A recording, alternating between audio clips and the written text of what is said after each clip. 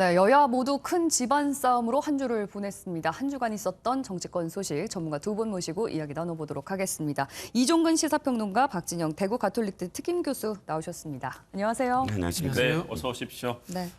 여야 그중에서도 먼저 여권부터 짚어보려고 하는데요.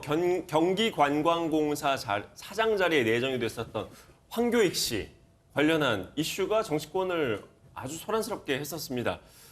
겨우겨우 이제 좀 잦은 사퇴 방식으로 정리가 됐는데요. 이것부터 짚어보려고 합니다. 영상 보고 오늘 대담 시작하겠습니다. 문재인 지지자인 황교익을 공격하기 위해서 만든 게 친일 프레임입니다. 이거는 인간의 일이 아닙니다. 짐승이나 이런 일을 하지. 얼마나 화가 났으면 내가 이낙연 씨 보고 일본 총리 하시라고 대통령 할아비가 오도 나는 내 권리를 내놓을 생각이 없습니다. 여러 가지 물어보시거든요. 오늘은 그냥 종족이요 얘기가 그래도 우리도 중심을 둬야 될 때가 있어서 미안합니다.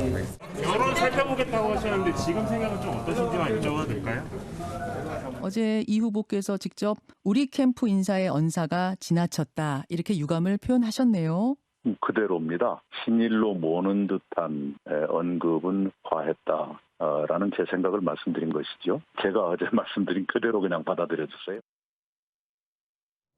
자, 어제 이낙연 전 대표의 사과까지 이제 마지막으로 보셨는데요. 이종훈 평론가님. 네네. 매일매일 시시각각 좀 뭔가 이 캠프들 사이에서 나오는 워딩도 달라졌고요. 네네. 그 황교익 씨의 자진 사퇴 절대 없다 이랬었는데 결국에 자진 사퇴까지 이어졌습니다. 네네. 이 일련의 상황 어떻게 좀 바라보셨습니까? 일단 이재명 지사 캠프에서 사실 적극적으로 나서지 않은 게 사실상 저는 좀 이재명 지사 측 입장에서 봤을 때는 데미지로 남지 않을까. 왜냐하면 자 정치적인 문제잖아요. 이건 네.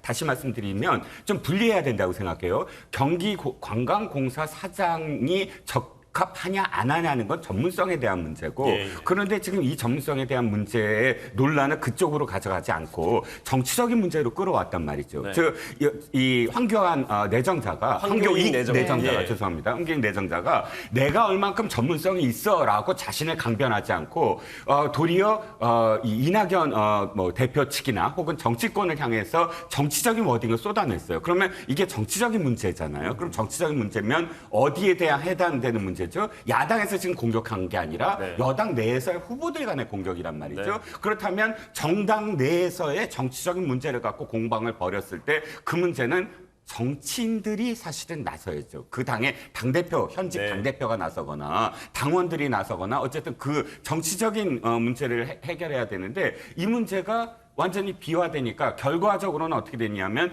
김어준 씨, 방송인 예. 김어준 씨가 나서서 이건 이낙연 씨 측이 사과를 해야 된다 해서 예. 사과를 직접 했어요 또. 예. 몇 시간 후에 오비락인지 모르지만 그리고 또 전직 당대표가 나서서 위로를 했다.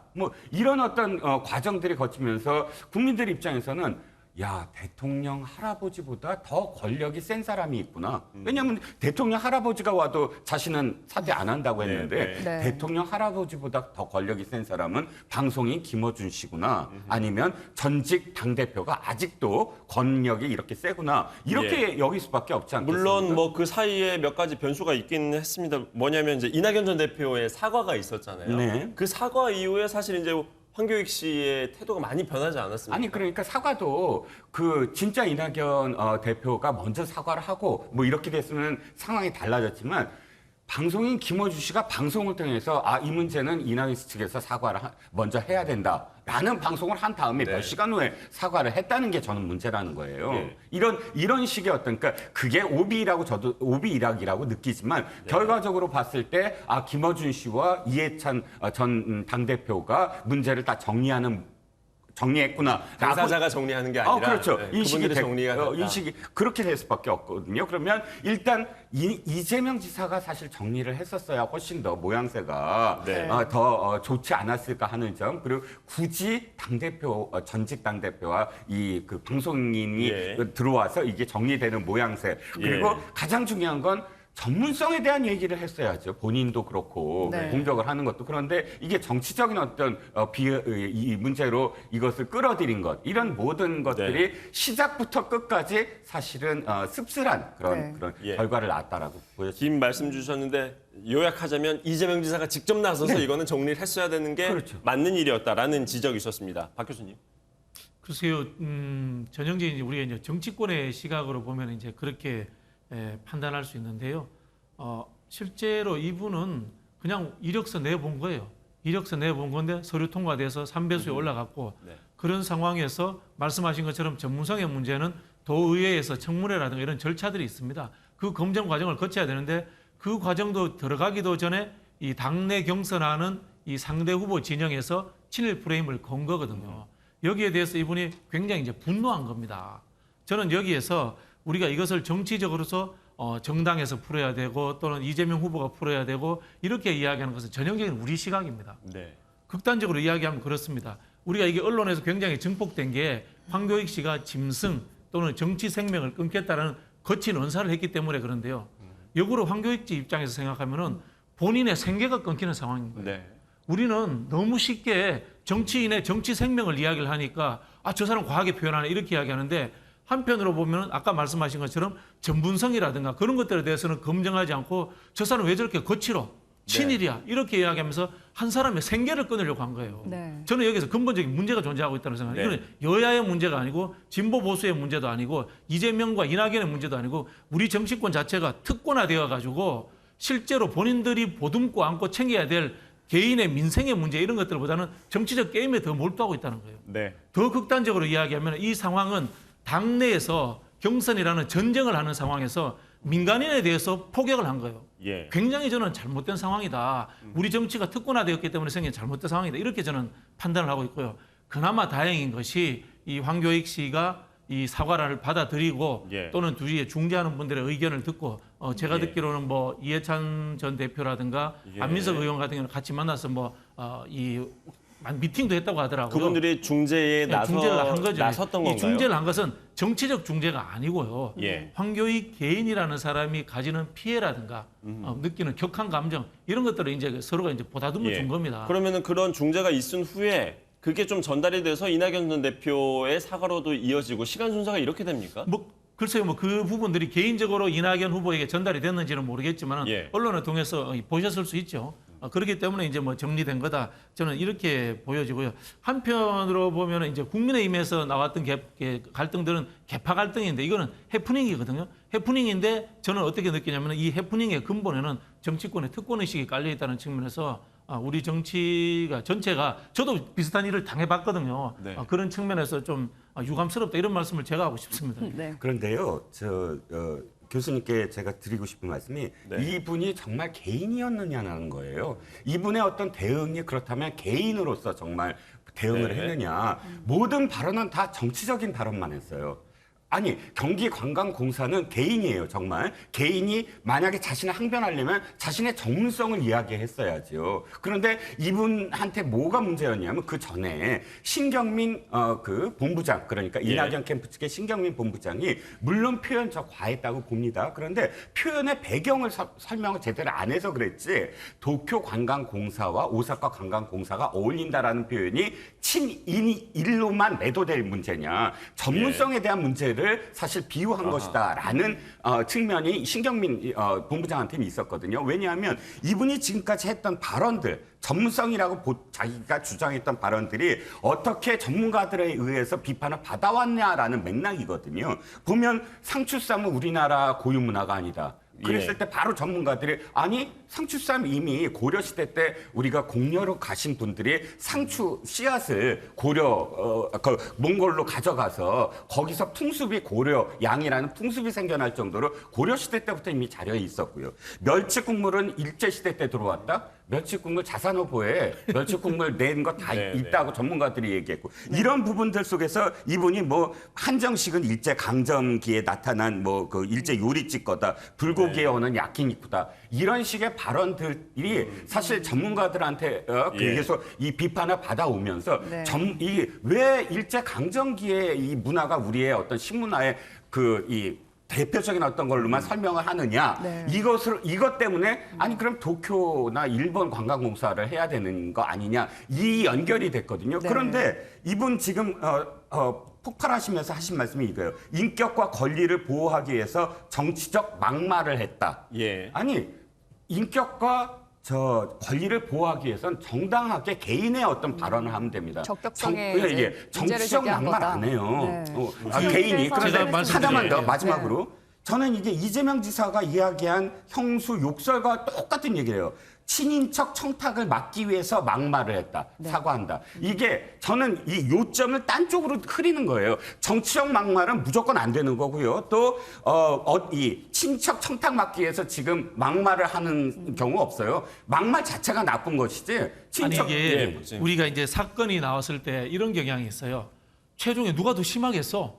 이렇게 이야기하시는 거거든요. 근데 원인 제공자가 제일 중요하지 않습니까? 원인 제공자가 누군지가 제가 정확하게 구분을 해드릴게요. 황교익 씨가 했던 발언들에 대해서 본인은 이제 짜깁기다라고 이야기를 했단 말이에요. 네. 언론에서 짜깁기 했기 때문에 자기는 동의하지 않는다. 금방 말씀하신 음식의 뭐 어원이라든지 이런 것들, 그건 제가 평론할 건 아니라는 생각이 들고요. 네. 우리는 흔히 셀럽과 공인을 구별하지 못하는 경향이 있어요. 이분은 셀럽으로서 이야기를 한 거예요. 현재까지는 셀럽으로서. 근데 거기에 대해서 저는 신경민 전 의원이 굉장히 잘못하셨다고 봐요. 이분이 제일 먼저 거친 의사를 쓰신 분이고 흔히 하는 친일 프레임, 막말 프레임을 먼저 말씀하신 분이에요. 이렇기 때문에 여기에 대해서 반응하다 보니까 이분이 더 거친 표현을 쓰신 거예요. 네. 그러면은 공인으로서는 어떻게 돼야 되잖아요. 신경민 의원이 검증할 게 아니고 아까 말씀드린 것처럼 네. 경기도의회에 청문회 절차라는 것이 존재하고 있습니다. 네. 여기를 통해서 공인으로서의 검증을 하면 되는 거거든요. 네. 근데 정치권이 지금 당내 경선을 한다는 입장에서 뭔가 건수를 잡아가지고 이재명 후보를 공격하기 위해서 민간인을 데려다가 셀럽을 데려다가 공격을 한 거예요. 이거 자체가 저는 잘못됐다고 생각을 하는 거예요. 네. 좀 더 나가면은 제가 보온이라는 말씀까지도 드려야 되는데요. 솔직히 말씀드려가지고 우리 보훈 코드라는 것이 정치권 또는 대통령직 국가에서 하는 인사 중에서 단 1%라도 포함되지 않았다. 이런 거 존재하지 않습니다. 예. 다 예를 더 극단적으로 말씀드릴게요. 이명박 정부 때 이재호 장관이 특임 장관 간 거 1%의 보훈도 없었을까요? 친분, 보훈 이런 것들 우리가 쉽게 계량화시킬 수 없을 만큼 존재하고 있는 현실이 존재하는 겁니다. 이게 왜 보훈 인사로서 이렇게 언론에 나오고 그다음에 정치권에 쟁점이 되냐면 경선이 있었기 때문에 그렇게 된 거예요. 이 자리가 장관 자리다 아니고 네, 네. 대단한 자리도 아니거든요, 사실은. 네, 어쨌든 황교익 씨가 잦은 사퇴를 했기 때문에 일단 이 문제는 수습이 됐고 저희도 여기까지 얘기를 나눠봐야 될 것 같고요. 이 인사 논란이 수습되자마자 또 다른 논란이 제기가 됐습니다. 지난 6월에 있었던 경기 이천 화재 사고 당시에 이재명 경기도지사가 먹방 촬영을 했다고 해서 논란이 또 일었는데요. 관련해서 영상부터 보고 오시겠습니다. 지금 우리가 떡볶이 시켜놓고 이 가래떡은 안 먹고 지금 어묵만 먹고 있어요. 걔는 눈치 보여 서로 못 먹고 있는 거예요. 이게 마산 오면 떡볶이 와서 한번 드셔보세요. 이게 맛이 아주 제가 이상하다고 표현하는 게 맛이 아주 특이해요. 떡이 네, 특이해요. 떡이 특이합니다.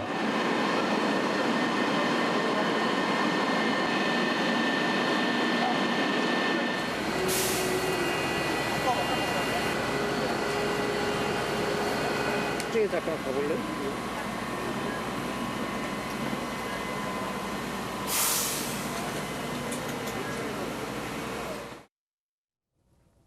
네, 앞서 보셨던 장면이 황교익 씨가 운영하는 유튜브 채널에 이재명 지사가 출연을 해서 같이 떡볶이를 먹는 소위 먹방을 하는 장면이었고요. 같은 시간에 경기도 이천에서는 화재 사고가 나서 구조대장이 현장에 고립됐다는 속보가 막 들려오던 시점이었습니다. 경기도지사로서 부적절한 처신이었다 이런 지적이 나오고 있는데 어떻게 보셨나요? 일단 경기도와 또 이재명 지사 측에 지금 그 해명 또는 반박이 옳지 못한 게 지금 이 얘기를 하고 있습니다. 그렇다고 경기도지사가 현장에 화재가 났다고 그냥 현장에 꼭 있어야 되느냐 네. 지시할 거 다 했다라는 거거든요. 근데 논지가 지금 다른 거거든요. 현장에 있냐 없냐가 중요하지 않다. 아니라고요. 현장에 있었어야 됐다라고 주장하는 것이 아니라 가장 절박한 순간에 당신은 어디에 있었느냐가 중요한 거거든요. 예. 즉 이 어디에 있었냐가 왜 중요하냐면 최소한 경기도 내에서 예를 들어서 도청에 꼭 있어서 다른 직무를 받다거나 여기까지도 원하지 않아요. 현장에 갈 수 없는 불가피한 이유가 있었으면 네, 그렇죠. 괜찮다. 그런데 그 불가피한 이유라는 것을 지금 어떻게 얘기하냐면 유튜브도 언론이다. 언론사와의 어떤 일정이 있었고 그리고 충분히 지시를 내렸다라고 이야기하는데 그 언론이라고 이야기하는 장면을 한번 보시자고요. 그 장면에서 정말 무슨 뭐 공익적인 어떤 부분이 있었을까요? 두 사람의 어떤 뭐 옛날 빼고와 그다음에 떡볶이를 먹고 뭐 이런 어떤 의미에서는 예능 프로와 거의 비슷한 어떤 내용이었습니다. 그런데 그 시간 사실 언론이 이미 보도가 됐거든요. 정오 12시에 이 고인이 된 그 소방대장이 산소통을 들고 투입이 됐어요. 12시 몇 분 경에. 네네. 그러면 지금 이 네티즌 수사대가 찾아낸 것이 8시 20분경, 30분경에 이 먹방을 찍었다면 네. 그 오후 이미 산소통은 사실 이게 한계가 있습니다. 네. 1시간이면 1시간, 30분이면 30분 한계가 있습니다. 이미 그것은 다 알려진 상태고 그렇다면 굳이 웃으면서 떡볶이를 먹는 장면이 연출되는 그 순간에 있었어야 됐느냐. 네. 그것이 최선이었느냐를 묻고 있는 것이죠. 네, 박 교수님 어떻게 보세요? 글쎄요, 뭐 일부 뭐 그런 좀 뭐 지적이 있을 수 있다고 봅니다만은 이게 우리가 후일담으로 보니까 전제적 작가 시점이 돼버린 거예요. 사실은 모든 것을 그 당시에 상황을 다 파악하고 있는 상황이었기 때문에 이 떡볶이도 먹으면 안 된다 이렇게 이야기할 수 있는데. 이게 지방 일정을 간 상황이에요. 지방 일정을 간 상황이 여러 가지 일정들이 사실 1박 2일 일정으로 갖는 상황들인데 그 속에서 아마 뉴스가 나왔겠죠. 뉴스가 아마 이 방송으로 봤을 겁니다. 네. 지금 이 투입됐다. 소방관이 투입됐고 거기에서 한 분은 지금 고립되어 있는 상황인 것 같다. 네. 이런 상황인데 거기에 대해서 판단하기가 쉽지 않아요. 쉽지 않아요. 다만 그 경기도 입장에서 보면 이런 부분이 있습니다. 그 당시에 수백 명의 쿠팡 직원들이 있었단 말입니다. 네. 쿠팡 직원들은 일찌감치 구조가 되었습니다. 네. 구조가 되었고요. 경기도 부지사가 일찍 현장에 또 파견에 가서 현장을 사실은 지휘를 했습니다. 네. 이런 부분들에 있어서 웬만큼 수습되는 과정으로서 이 공적인 역할들을 충분히 수행하고 있다라고 저는 판단했을 수 있다. 그때 당시 사고를 기억하시는 분들도 계시겠지만 초반에는 좀 화재가 진압되는 것처럼 보이다가 그렇죠. 나중에 이게 다시 좀 커지지 않았습니까? 그렇죠. 이게 그래서 제가 말씀드린 게 네. 전지적 작가 시점이다라고 말씀을 드린 거고 한편에 보면은 이게 우리가 이 지도자에게 바라는 임금님처럼 모든 것을 다 해결해 줄 수 있다 이렇게 바라는 것 같은데 현실적으로 이게 어려운 측면이 있습니다. 하지만 또 이제 이종근 평론가님께서도 말씀을 하셨습니다만 일단 사고 상황을 알고 있었고 상황의 분위기도 파악을 하고 있었을 텐데 유튜브 채널 그렇게 공적인 자리가 아닌 곳에서 웃으면서 촬영을 하는 거는 좀 부적절했다 이런 지적이 그러니까 그 상황에 대해서 이 고립되고 순직까지 소방관이 위기에 처한 상황일 것까지는 상상을 못했을 수가 있죠. 우리가 흔히 자꾸 이걸 이제 박근혜 대통령 시점하고 비교를 하는데요. 사고 자체가 완전 다른 거지 않습니까? 그게 상상이 아니라 이미 뉴스에도 보도가 되고 있었고 또 그게 그 왜 정도는 그러냐면요. 보고를 받지 보고하는 않았습니까? 방식과 인지하는 네. 방식의 수준의 차이가 100배 이상의 차이가 납니다. 그 정도 심각한 상황이라고 생각 안 했을 대통령이라는 거다. 자리와 도지사라는 자리가 이게 느끼는 정보의 양과 네. 그다음에 정보의 전달 방식이 완전히 다릅니다. 예를 들자면은 제가 봤을 때 이재명 후보 같은 경우는 저 당시에 본인도 TV를 보고 아는 상황이었을 겁니다. 네. 거기에 대해서 실시간으로 뭐 착착착착 보고되고 이렇게 쉽지 않습니다. 네. 그러나 다만 대통령인 상황은 완전히 다릅니다. 국정의 상황이라는 것은 완전히 다르다라는 말씀을 드리겠고요. 네. 앞에서도 말씀드린 것처럼 저도 이제 도청에 물어봤습니다. 물어보니까요. 쿠팡 직원들이 초반에 굉장히 체계적으로 잘 구조가 되었다고 하더라고요. 대피되고 상황되는 상황들. 그리고 이 소방관들이 적극적으로 이 진압에 투입돼서 활동을 해주고 이런 상황들이 있었다라고 이렇게 이해를 하고 있더라고요. 네. 근데 제가 이해가 안 가는 게 지금 우리가 도지사라든지 광역단체장들이 선출직이 된 이후부터 사실상 가장 큰 리스크가 이 재난 상황이에요. 지금 이게 첫 번째 상황도 아닙니다.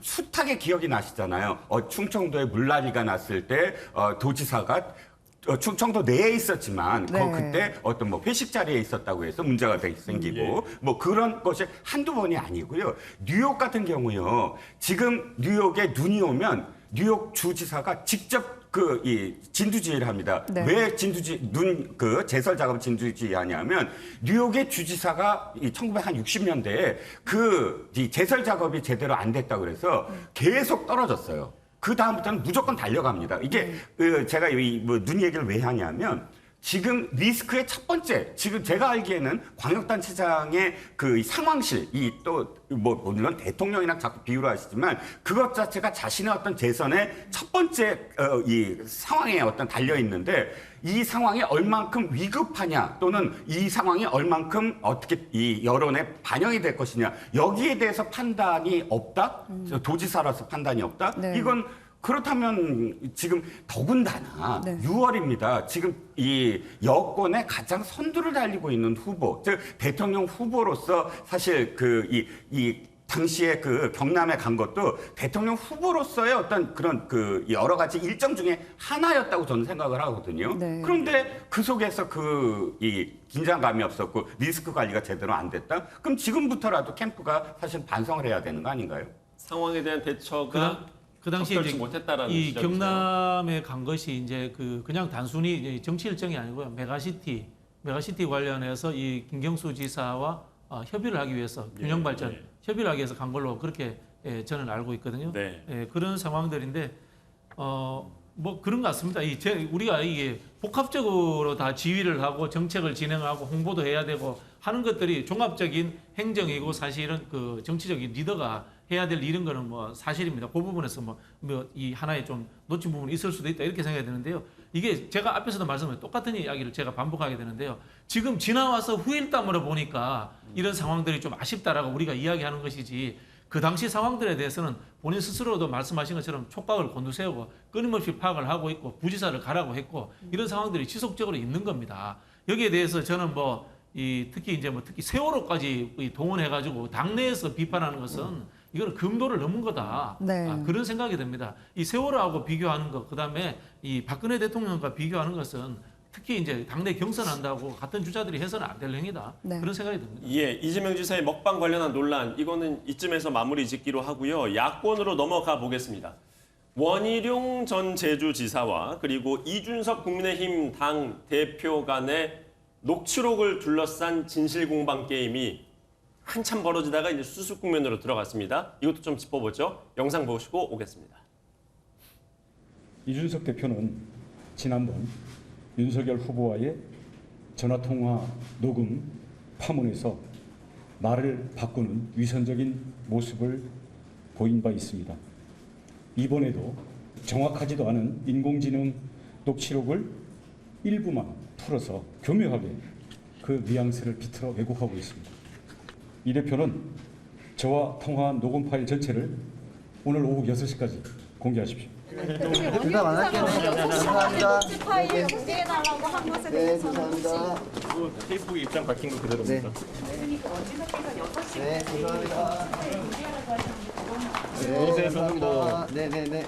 제가 지금 상황에서는 응할 생각이 전혀 없습니다. 공개를 하지 않았습니다. 네. 그래서 결국 이준석 대표의 주장의 잘못을 인정한 것으로 보고.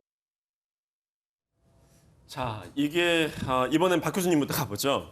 어떻게 봐야겠습니까? 윤석열 후보와의 전화 통화 녹음 파문 이게 상당히 컸습니다.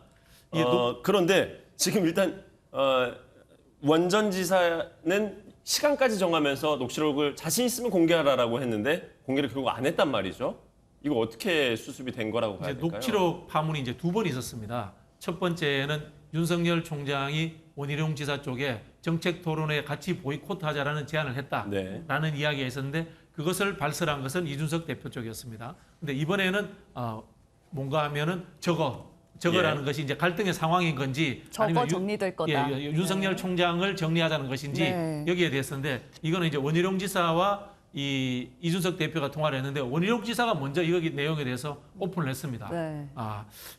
제가 앞서 그 말씀을 드렸죠. 우리는 결과보다는 원인 제공에 대해서 먼저 더 따져야 된다라고 이 말씀을 드렸는데 저는 여기에서 이해가 안 됐습니다. 그러니까 왜 공개했어요? 나름 합리적이라고 평가받는 원희룡 후보가 사적인 대화 내용을 당의 정쟁이 유발될 것이라는 걸 알면서 왜 저런 식으로 공개를 하면서 이준석 대표를 공격했을까라고 네. 하는 것에 대해서 이해가 안 됐거든요. 네. 근데 이제 저도 이 국민의힘 쪽에 좀 탐문도 해보고 네. 그 주위 정황들을 취재를 해보셨군요. 정황들을 좀 예. 살펴보니까요. 지금 원희룡 후보가 지지도가 오르지 않는 상황에서의 첫 번째는 노이즈 마케팅이다라는 네. 추측이 들었고요. 두 번째는 뭔가 하면은 이분이 현재 대권 주자로서 입지가 굳지 않으면은 네. 다음에는 당에 진입해서 당권으로 가기 위해서 예. 1등 주자와의 제휴 국면을 만들고자 하는 그런 의도가 있지 않았나는 예. 의심이 든다는 일단 박 겁니다. 교수님께서 파악하시고 보고 계시는 그 아니, 원희룡 후보의 제가 정리한 관점이죠. 예, 원희룡 후보의 이번 사안에 그 일으킨 의도는 그러하고 네네네. 그렇다면 실제 그 저거를 지칭한 그거는 뭐였을까요? 저는 두 윤 가지- 전 총장이었을까요? 아니면 이 갈등 상황을 말하는 거였을까요? 두 가지가 다 포함된다고 봅니다. 왜냐하면요, 앞서 내용을 보면은 이 여의도 연구소에서 여론조사를 하고 있다 보면은 거기에서 윤석열 총장의 지지도가 떨어지고 있다라는 그런 이야기도 있었다고 하잖아요. 네. 그 이야기는 뭐냐면 윤석열 총장이 소멸할 것이다라는 네. 하나의 예측성 이미지를 준 겁니다. 그런 부분도 있는 거고요. 또 당대표이기 때문에 갈등 상황이 정리해야 되겠다는 생각을 저는 당연히 할 거라고 봅니다. 네. 그래서 제가 이 내용을 사적 대화라고 하는 것이라고 말씀드린 건 뭐냐면은 이준석 대표가 속마음으로서 흔히 하는 윤석열 총장을 정리하고 싶다는 마음이 있다는 건 저는 문제가 없다고 봅니다. 네. 개인의 속마음이 그런 거 가지고 있어도 되잖아요. 네. 되는데 공적인 영역에서는 상황을 정리하게 되겠다는 생각을 가지고 있는 건 또 당연한 겁니다. 네. 저는 그런 측면에서 이준석 대표의 속마음과 겉마음이 다른 것이 저는 잘못이라고 생각하지 않습니다. 네. 다만 이것을 사적 대화의 내용을 공적인 영역으로 발표해가지고 당내 내용을 만든 저는 원희룡 후보가 오히려 저는 잘못했다라고 이렇게 말씀을 드리는 겁니다. 예, 어쨌든 이준석 대표는 일단 녹음 파일 전체 공개하는 걸 또 거부를 했고 이로써 좀 정리가 되는 모양새기는 한데 이준석 대표가 참고 있는 거라고 보세요? 아니면은 좀 인정을 한 거라고 보십니까? 그 부분을. 지금 더 이상 논란을 벌이지 않겠다라고 저는 생각을 해요. 네. 왜냐하면 이준석 대표의 지금까지 모든 그 정치 행보가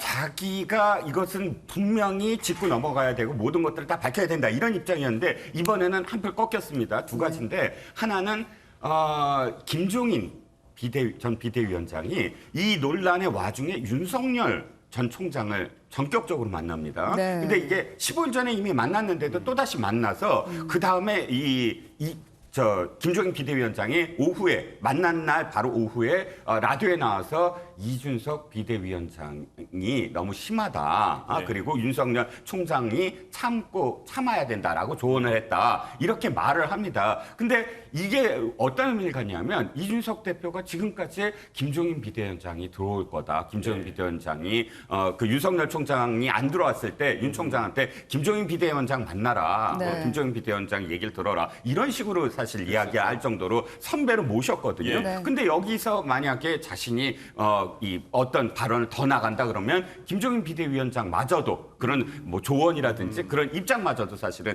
뛰어넘어야 되잖아요. 네. 근데 이게 더 이상 내가 더 발을 디디는 건 불리하다. 더 나가면 김종인 전 비대위원장마저 내 편에서 떠날 수 완전히 있겠구나 떠날 수 있다. 이런 우려. 그렇죠.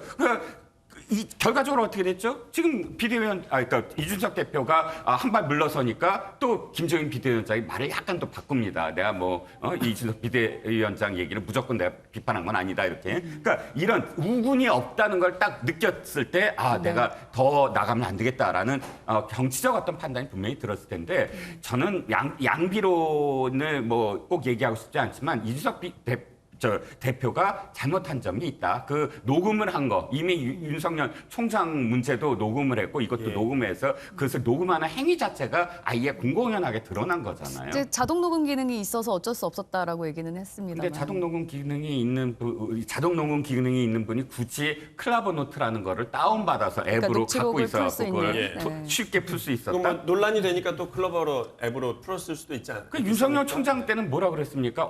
녹취 없다라고 얘기했어요. 예. 녹취 근데 자동 녹음 기능으로 녹취 있었잖아요. 네. 자, 이 국민의힘의 갈등이 완전히 봉합이 된 건지 아니면 또 앞으로 어떻게 계속 지속이 될지 또 계속 지켜봐야 될 것 같습니다. 오늘 두 분 말씀은 여기까지 듣겠습니다. 고맙습니다.